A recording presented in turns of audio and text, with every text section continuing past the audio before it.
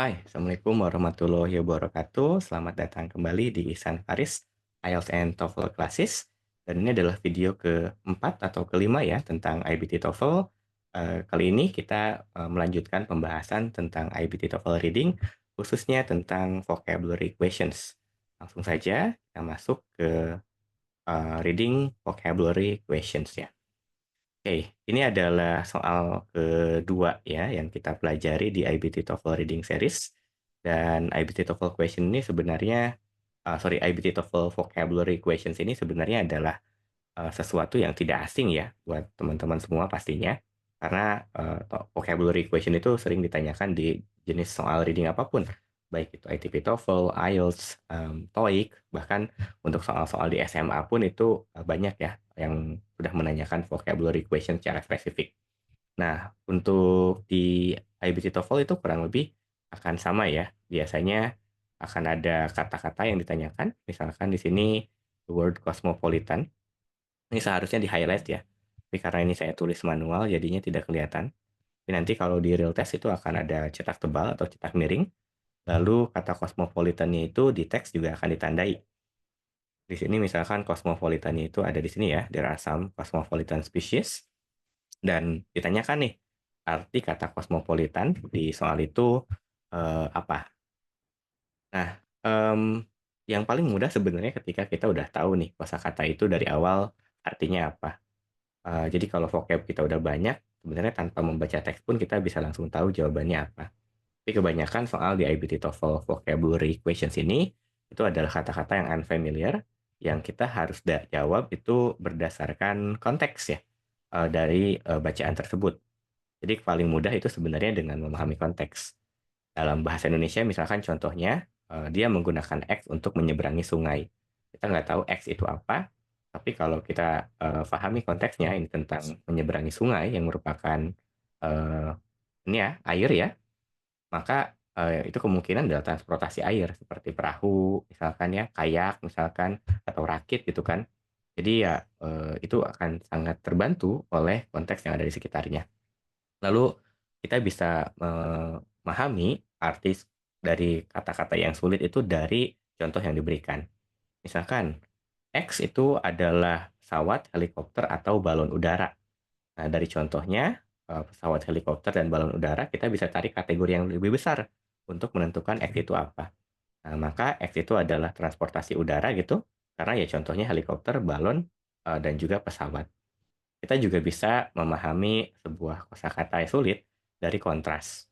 Misalkan X adalah seseorang yang bukan lagi anak kecil. Nah, walaupun nggak bisa langsung kita tentukan bahwa X itu misalkan orang dewasa atau remaja, karena bisa dua-duanya, yang pasti ya dari opsi mungkin yang paling dekat apa gitu kan ya, yang merupakan kontras dari anak kecil. Terakhir, kita bisa lihat dari imbuhan atau struktur katanya. Jadi kalau misalkan kita nggak tahu kata rejuvenate, itu kita bisa lihat nih kata-kata lain yang diawali oleh kata re. Misalkan returned, remake, restart, retake ya, reschedule. Nah itu kan semuanya bermakna kembali. Jadi rejuvenate, walaupun itu kita nggak tahu arti kosakatanya apa secara spesifik, cari opsi yang berhubungan dengan kata kembali.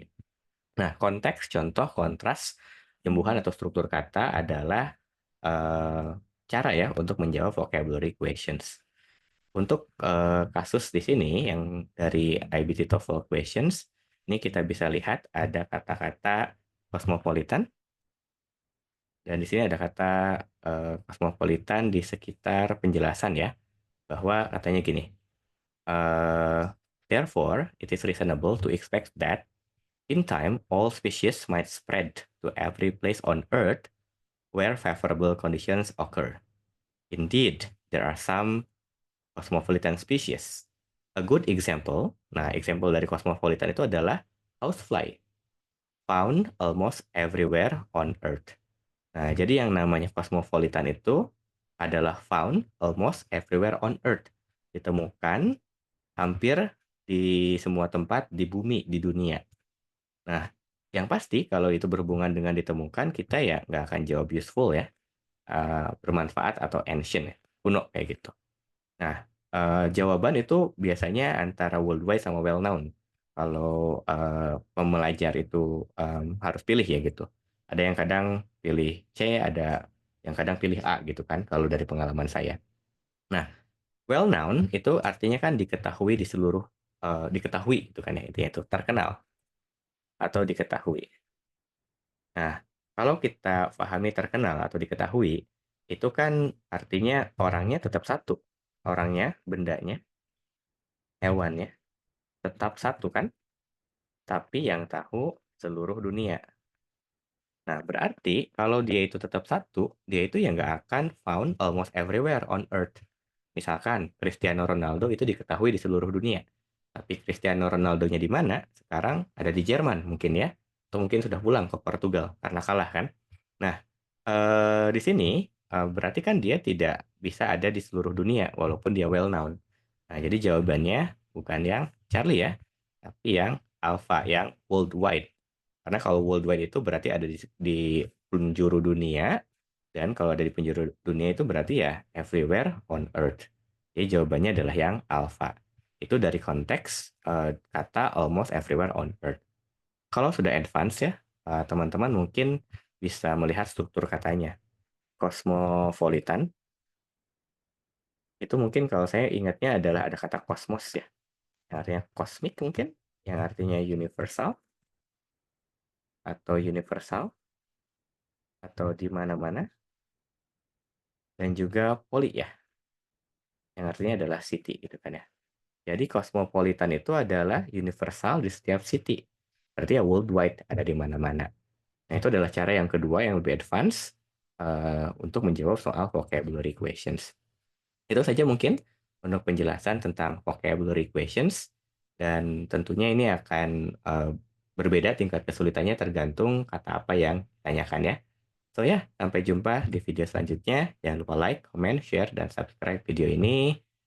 Assalamualaikum warahmatullahi wabarakatuh.